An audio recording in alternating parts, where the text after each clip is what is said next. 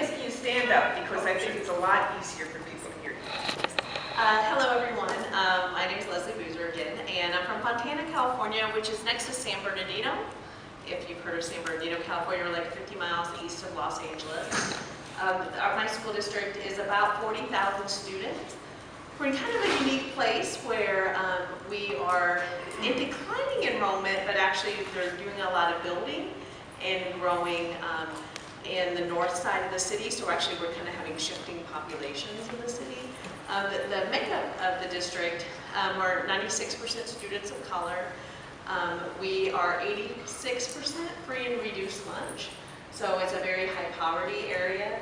The county of San Bernardino, which is actually the largest county in the United States, huge landmass, has a very low college-going population. So only about 15% of the residents of San Bernardino County have a bachelor's degree or higher. In Fontana, we're a little higher, we're at 19%. But it used to be a steel town. Fontana was where Kaiser Steel started. And so it was a very blue-collar town and was used to kind of producing high-wage jobs and good jobs that you could have straight out of high school with a high school diploma only. Kaiser Steel closed down. Now it's been over a decade, but that mindset was still in the community. So we've been really working to try to shift the mindset of the population to have them focus on college and career. And so that's been a big shift and a very heavy lift. But we've had a board that's been very passionate about that work. But while we struggle with that work, we're also struggling with a growing population in the north side of our city that is very different from the rest of our school district. So they're wanting to actually, in essence, almost like break off from the rest of the school district. So we're having some boundary battles to change the boundaries of our school district. We're changing perceptions of our school district because it used to be seen as more of a lower performing school district, and actually our schools and our students and our teachers have been doing amazing things, winning all kinds of national awards, but it's still kind of changing that long-standing understanding of what the city is like. Do you want to just take 2 minutes to talk about the issues with social media? Oh, and then, yeah, so then social media is definitely a struggle that I think actually every superintendent is dealing with now, but particularly in urban environments.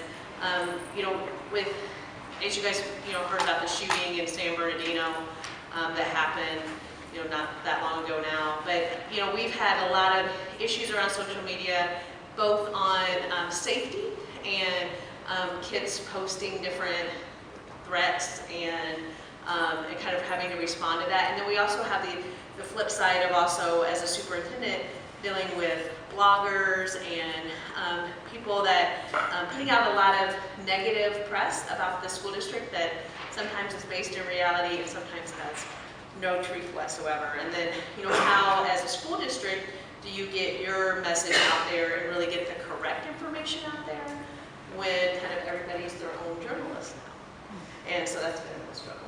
Thank you. I just thought it was especially interesting for us to consider as we think about courageous and the whole situation of the way we're all dealing with the, could we call it the privilege of anonymity? But whatever it is, we've got more voices than ever, and as I think Stephen Colbert called it, there's a lot of truthiness. So David, do you want to speak to where you are coming from, where you're probably dealing with comparable issues? Okay, yeah, definitely. David Watkins, and my actual title is Director of Equity and Academic Attainment. I'm the Superintendent's designee for the conference. For those who are unfamiliar with Broward, Broward County is part of the greater Fort Lauderdale area. We are the 6th largest school district in the nation, and that is one of the things that's interesting for a state like Florida, which is a southern state, however, which typically does countywide districts. And Broward County is very different than many school districts in Florida because we have 31 cities in Broward County, including the 32nd, which would be the county government. So we have to work closely with 32 commissions, 32 mayors, 16 police departments, not including the school district, which has its own internal law enforcement. We have, you know, Broward County has significantly changed over the last 20 to 30 years. Demographically, our teachers are overwhelmingly predominantly white and historically African American. However, our population of students, majority minority, but that means something very different than in many parts of the South and particularly Florida. Our students represent almost 200 countries. The majority of our African American students come from the Caribbean, Haiti, Jamaica, and many of the Caribbean islands, not historical African American, so they don't have the historical African American diaspora and mindset. We have a very large Latin American population, not predominantly Cuban, but predominantly from many countries throughout Central and South America. We have, in Broward, as you know, it's a vacation destination, so we have a very large population, but very low, very few college-educated adults community. It's not a high educated area as compared to an area maybe like DC or some of your more Boston, Massachusetts. So we don't have a lot of degree folks. A lot of our wealth comes from other areas to South Florida. And we have a high hospitality, restauranting, construction. Those are the types of industries that many of the businesses attract our students. So that's sort of the demographic of Broward County. And one of the things and one of the big challenges we have, as I framed that for you, obviously, we are dealing with a lot of the issues in disproportionality in forms of discipline, disproportionality in forms of how we, as far as academic achievement and access to resources, a huge disparity. So we're doing a lot of work around rethinking discipline, a lot of work around cultural competence and things of that nature. Thank you, David. Joe, did you feel comfortable sitting? Whatever you like. I'm Joe Hairston, former superintendent in Baltimore County, Maryland, former superintendent in Clayton County, Georgia, former assistant superintendent for 10 years in Prince George's County, Maryland, and now I'm assistant professor at Howard University, Department of Educational Leadership and Policy Studies. I share this with you. Howard University has the distinction of being the birthplace of Brown versus Board of Education. And I was at the Washington Press Club. We were given a presentation on our Urban Superintendents Academy, and we had a Q&A session. And one of the reporters said, well, why do you think Brown versus Board of Education failed? And I was the only African-American person who gave the presentation. So my colleagues were in complete silence. And so I stepped forward and I said, well, I'm old enough to tell you what it feels like to sit in the back of the bus because there were laws in this country that said you had to. And I'm old enough to tell you what it's like to drink out of a separate water fountain because the laws in this country said you had to. But I'm also fortunate enough to have gone through the experience of a segregated educational experience as well as an integrated educational experience. My doctorate degree is from Virginia Tech. And I said, Brown versus Board of Education did exactly what it was intended to do. But even then, it was going on the campus of Howard University with students, but the professor said it doesn't go far enough because we have to address the equity issue. When we talk about equity in our urban environment with superintendents, that is a huge problem. And we haven't been able to address that in its totality yet. But my purpose in being involved with the project of AASA and Howard University is to begin to peel the onion with regards to finding out what we can do in our urban school districts to turn things around. 50.3% of our students of color are sitting in those schools and they're not performing. There's no empirical evidence that would demonstrate academic achievement in terms of school when we think in terms of globalization, when we think in terms of multiculturalism, at some point we need to begin to address how we are going to effectively educate that population of students that will someday inherit the same responsibilities that we have as adults. So I'm in a position where I can take advantage of my experiences as a superintendent, my experiences as a principal, a teacher, and as a researcher and college professor to work with AESA to look at a new approach in preparing superintendents for the urban condition. Thank you so much. So, I think this session could be a little bit different in the sense that if you turn to the couple of people around you, and if you want, you can walk across the room, and what issues are you observing in the situations that you're in that you'd like this panel to kind of interact with you around?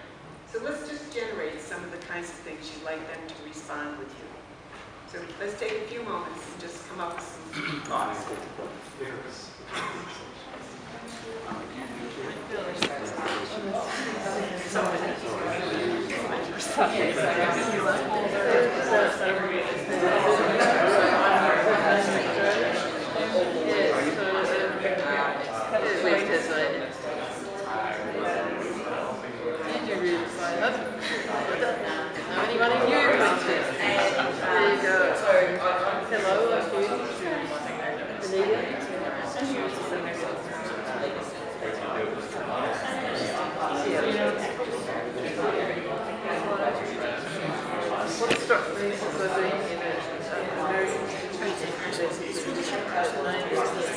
When I talk about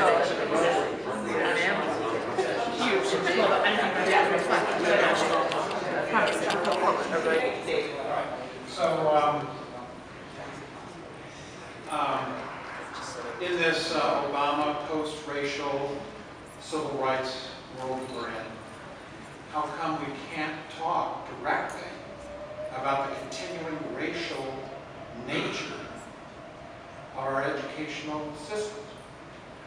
White districts, you didn't refer to the north part of your town as being white, obviously. We're using codes, and we can't talk about it. Is that we shouldn't talk about it because you're going to get blocked out of your job? What are we going to do about this? The racial disparities and the segregation of our school system is overwhelming, and even worse than it's ever been.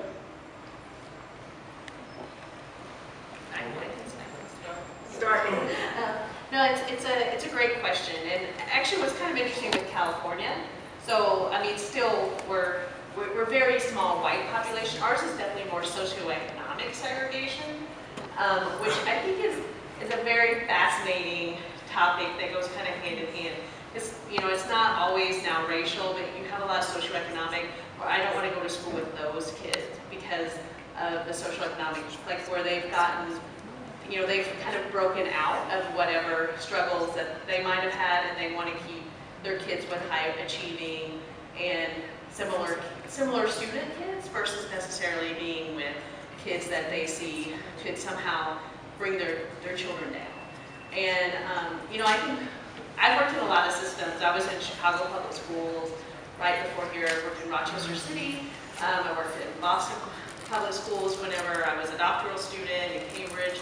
So I've worked coast to coast, and I started out as a teacher in South Los Angeles where we didn't have any white students, where it was all students of color. So I've kind of worked the gamut, and whenever you look at, I think, the equity issues that we're facing in the country today, I mean, we have, our populations are shifting, and so it's rare that we're having, I think, as much of students of, but we're still very heavily segregated. I think you're right. Like our populations My are. question was more about how do you discuss it, or do we not discuss it? Yeah. It's no longer okay to talk in racial or to talk about race. Yeah, I think because it just creates too much of an upset. So the question is that just off the table now? We have to use other ways of talking about these differences? I think people do talk about race, and I mean, I know your work probably a lot, but we were talking just right before we got started about like unconscious bias training and having courageous conversations. I think all of us are still doing that work and talking a lot about race, because as we were talking actually right before we started the session, you know, our teaching populations often are they're majority white in school districts that are majority students of color, and so there's still that disconnect, and you see that with the school to prison pipeline, but then the data's not so clean, as we were just talking, and I'll let David also talk about that, but I think we still are talking about it, and I think you have to still talk about it. I think you also have to talk about the gender bias and socioeconomic bias, because I think you're also seeing that that's continuing to raise its head. I think you have to talk about all of them. And I think, so part of the narrative that you raise is the post-racial. And I know you're saying almost metaphorically that it's clearly we're not in a post-racial America. But I also respect the fact that it's very difficult to engage in a conversation, to articulate words around race without worrying that you're going to be identified somehow as racist or say something that can jeopardize your career. And no one wants to be in that situation, so people often just shy away from engaging in that conversation as opposed to taking it on head on. And that happens within our classrooms. I think that has been one of the unintended consequences of some of the issues that we've seen even now, that because the dialogue doesn't happen, it has continued stereotypes and myths.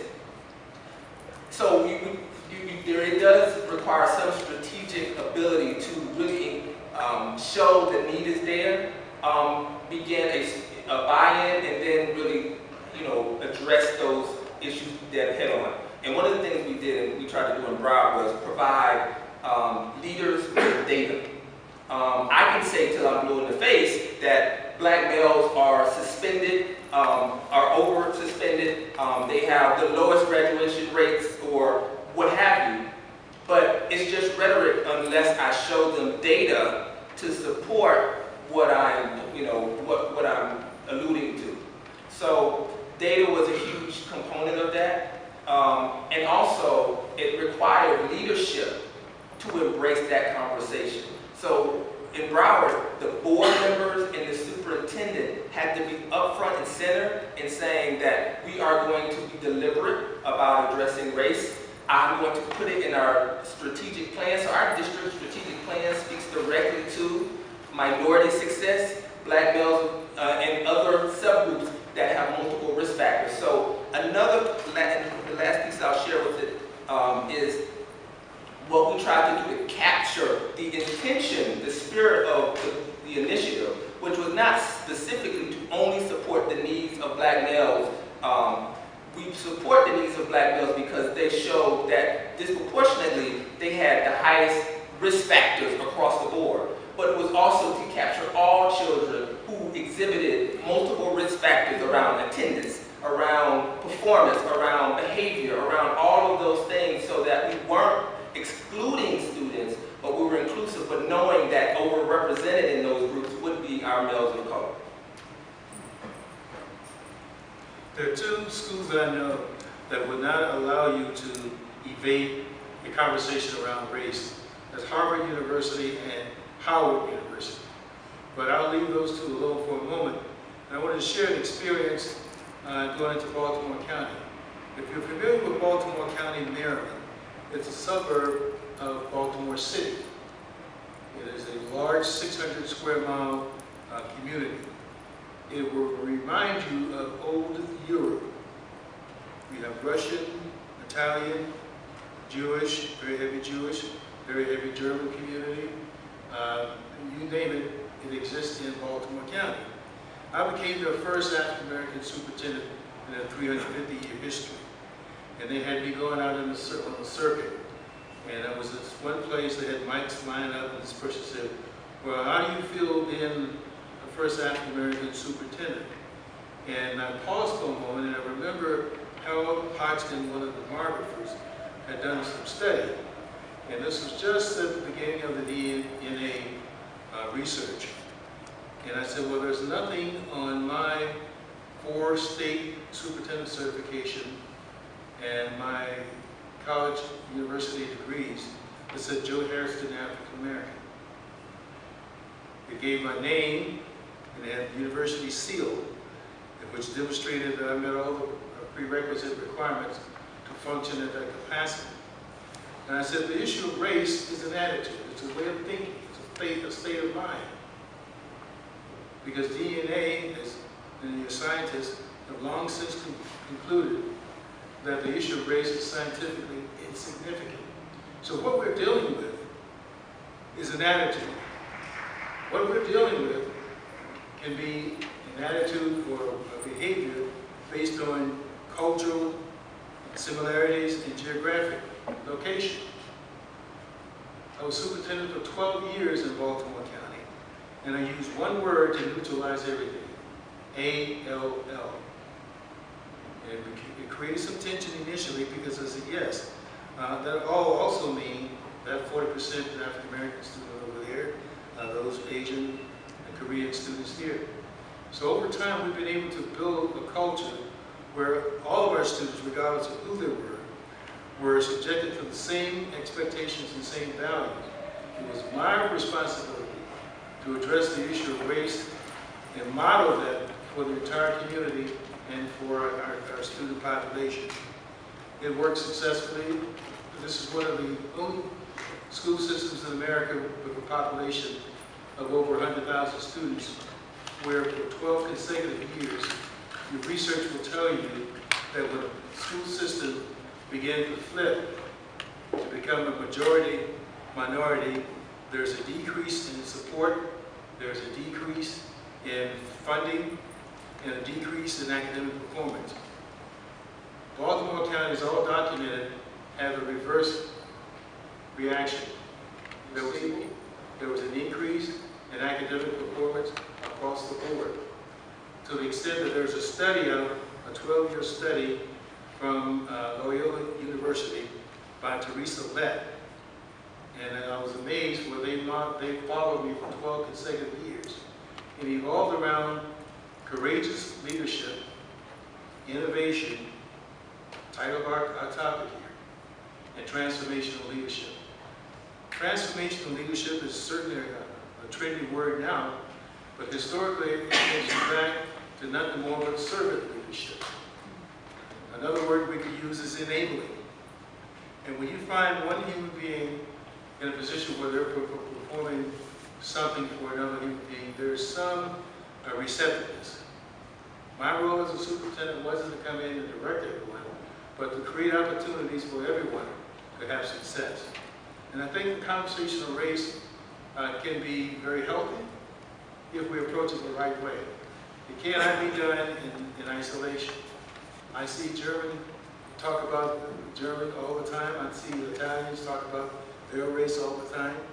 And so if they're comfortable with it, why can't we be comfortable talking about this issue of race through all of our ethnic groups? It can be done if we monitor it appropriately.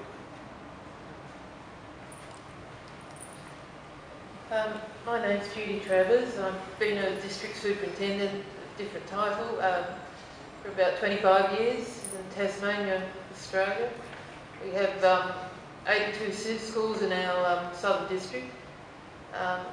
And I've been intrigued, I guess since I've come to America, that the conversation of equity is around race. It struck me because our conversations in my district are not about race. They might be about refugees who come in, but they're more about children with disabilities. They're more about children who are living in poverty. Or our current issue, I guess, is LGBTI, and putting that out on the table and openly discuss it. To say, what are the equity issues and how do we include all? So it's not a case of we're looking at this group or that group or that group, but all. How do we raise inclusiveness of all and ensure that all get opportunities? So, Joe, I just found that conversation really refreshing. Thank you. One thing we need to realize about people in control. Wealthy people do not want to share wealth. Powerful people do not want to share power. And when that opportunity presents itself for sharing That's when the tension begins. And we have to find ways to break down those barriers.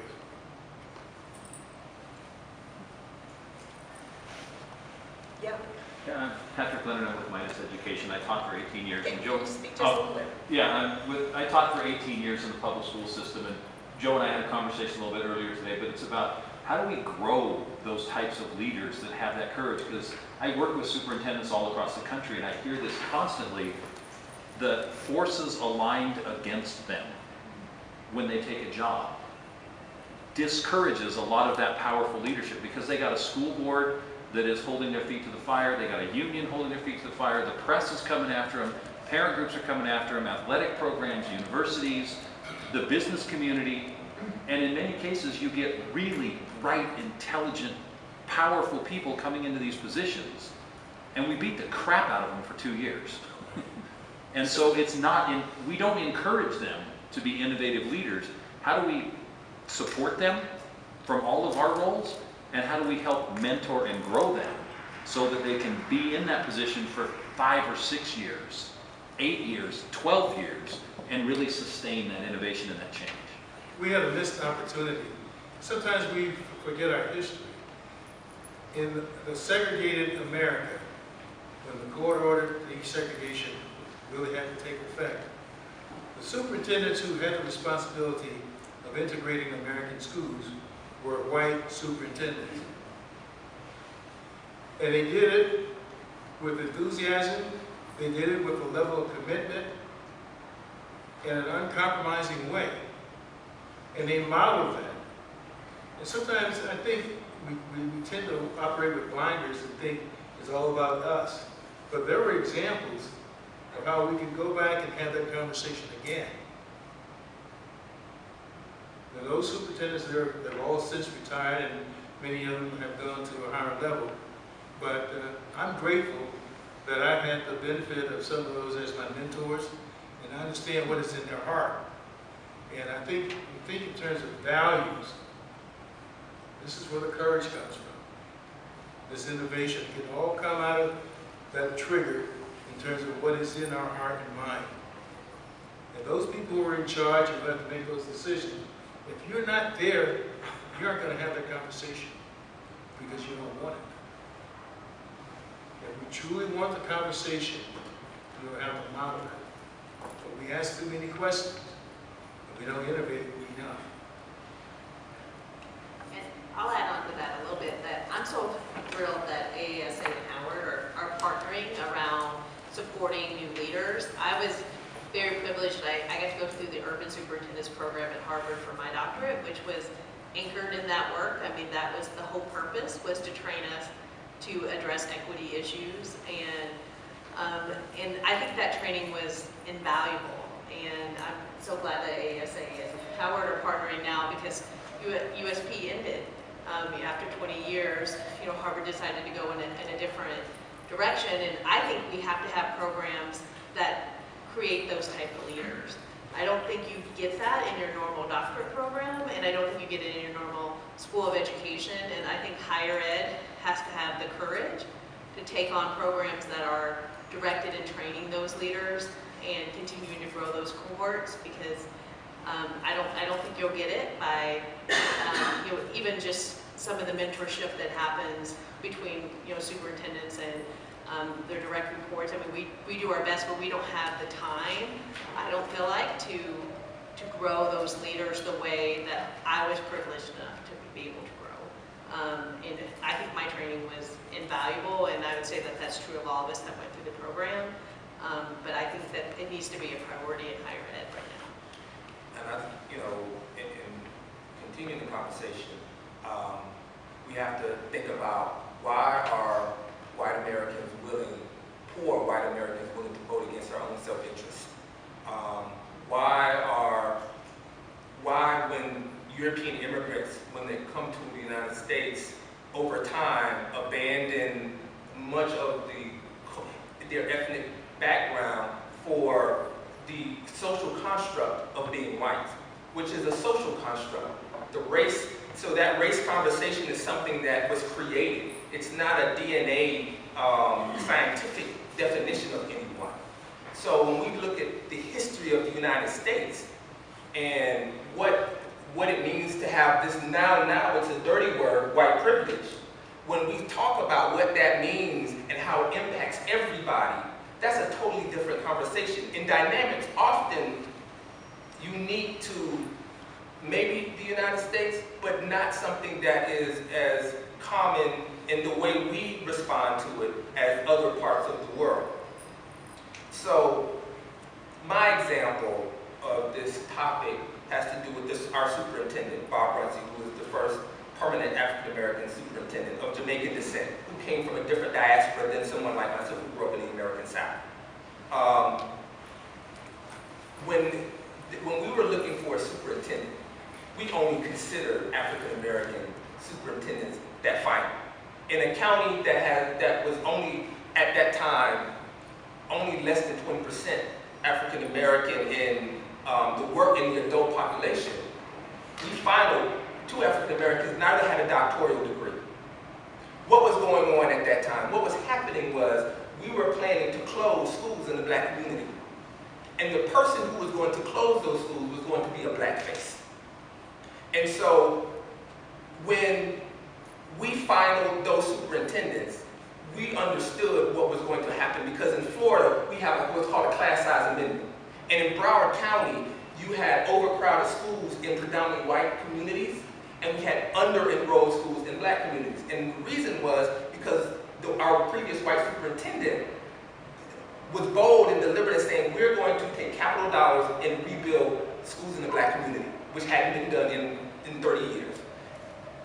Around that same time, we went through the bubble, budgets and finances went down, so there was no money then to rebuild schools in predominantly white areas.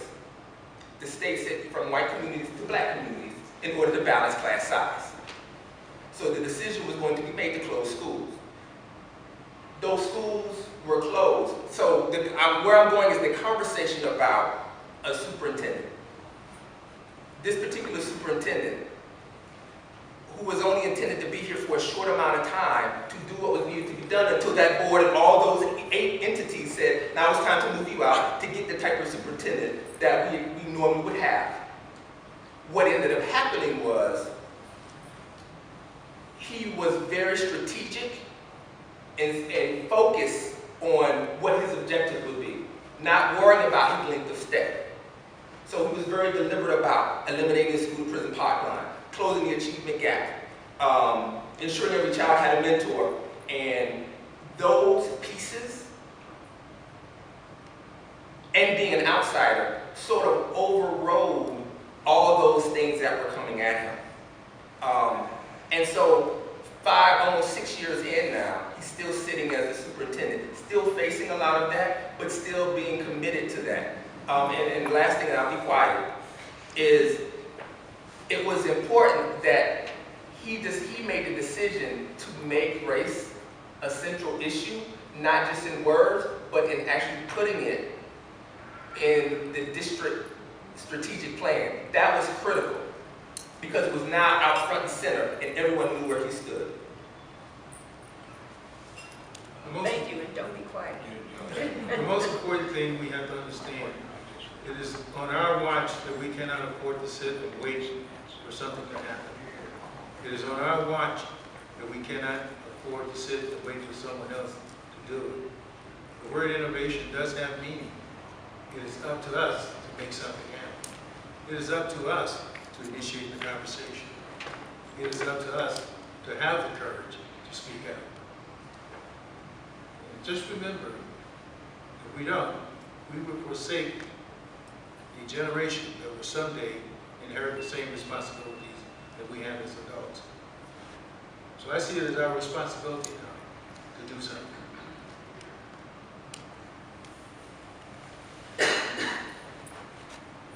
One of the things we did when we reached out to teachers and really trying to change this narrative, and I have my colleague, Mr. Charles, who oversees our Black Male Task Force for our district. We spoke to the teachers about the prison industrial complex. And we were very upfront and honest about that. And we shared with our teachers. We said that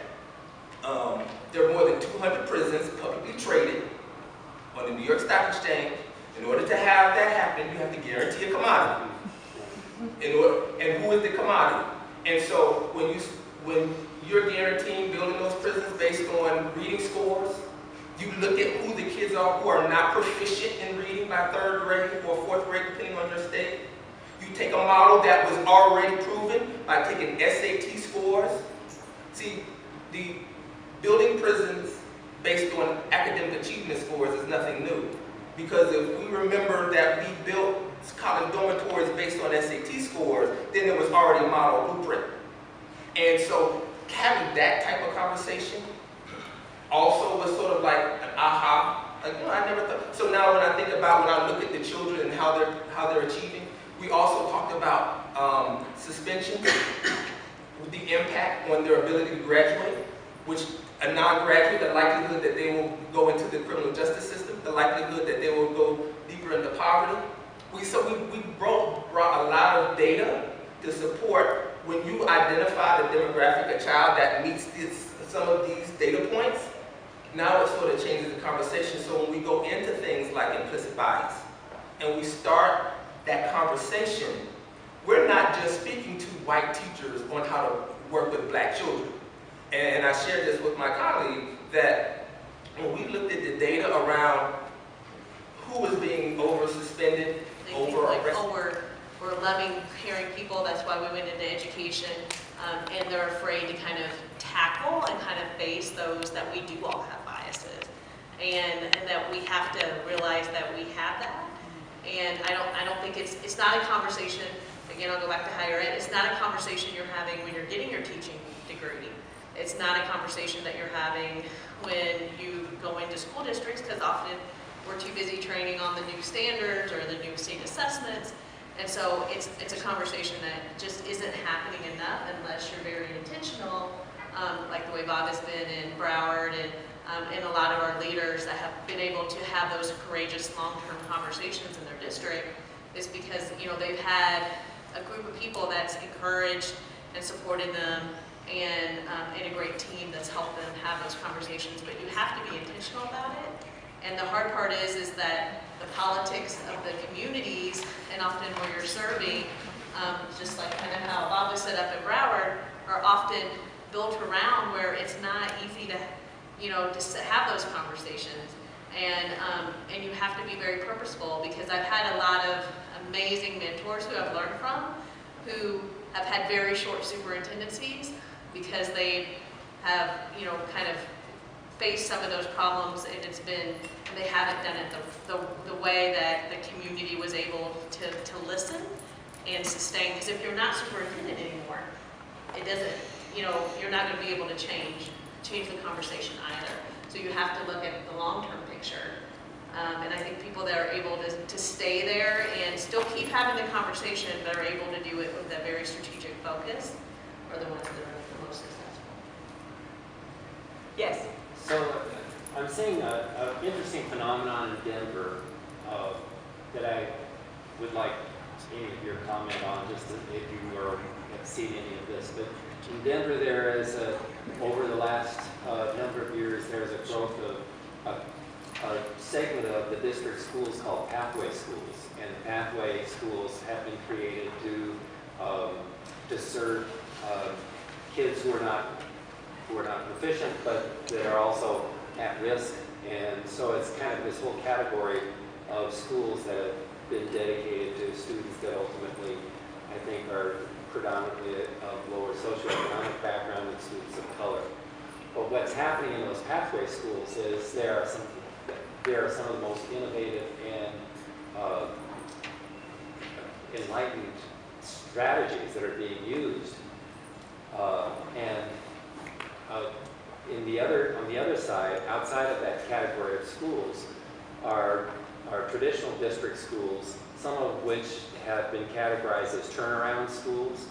And many of these turnaround schools, where strategies that have been sort of traditional haven't worked, it's almost ramping up what hasn't worked even harder, kind of. And so there's, on the one hand, there's this category of schools and students that are being put into pathways schools, but are using some really the most innovative strategies. And on the other hand, the traditional district schools are getting homogenized wherever there is innovation. So that's a little bit of an overstatement, but I'm wondering if you have any experience with this kind of a phenomenon. We've been doing some research on that, and it's nothing that we should panic about. We're at a crossroad with education in this country now. We're getting to the point where the old delivery of education in this country perhaps has reached its limit. This is why the word innovation is so critically important. What you're seeing now is a tinkering with the future. Most people realize that you can't make yesterday better. That old factory model of delivering instruction isn't going to happen to make our youngsters innovative and creative. So we're creating opportunities in a different format to deliver instruction. We're looking at different ways in terms of environments. Even how we build schools today are not going to look like the old traditional models where there's a classroom on this side, classroom on this side, and a straight hallway. You're going to see more learning environments. You'll see more of the old Aristotle type of learning where you sit around and have conversations. This whole issue of idea and constructivism, you learn by doing. We're moving in that direction now. So this crossroad, I'm not sure how long it's going to last. Maybe 5 or 10 years. But we're right there. And again, it is on our watch to not sit on the sidelines and wait for something to happen. It is on our watch to make it happen. So if you want to be creative, if you want to try something new, if you want to follow your heart in terms of building relationships and modeling the good things that human beings should be looking at, now is the time. Maybe. I'm sorry. But to suggest that we need to continue the same path that we had for the last 50 years in educating our children isn't going to happen. I'm going to interject a little bit.